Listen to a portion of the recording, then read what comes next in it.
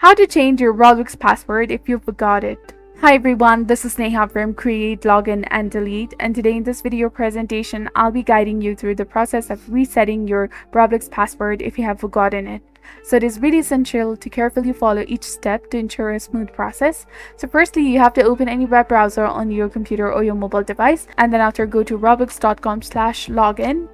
And then you will be redirected to the login portal where you have to enter the username in the first field followed by your password. And in the case if you have forgotten your ID or your username or your password, simply go ahead and click on the forgot password or username option over here.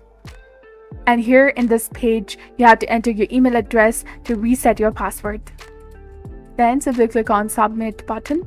Once you've entered your email, just go ahead and open your Gmail account and click on reset password option over here. Then create a Roblox password for the security measures. After confirming your new password, the process is completed. So this is how you can change your Roblox password if you have forgotten it. If you found this video helpful, please consider liking and subscribing for more helpful tips and tutorials. Thank you for your viewership and support. See you in the next one.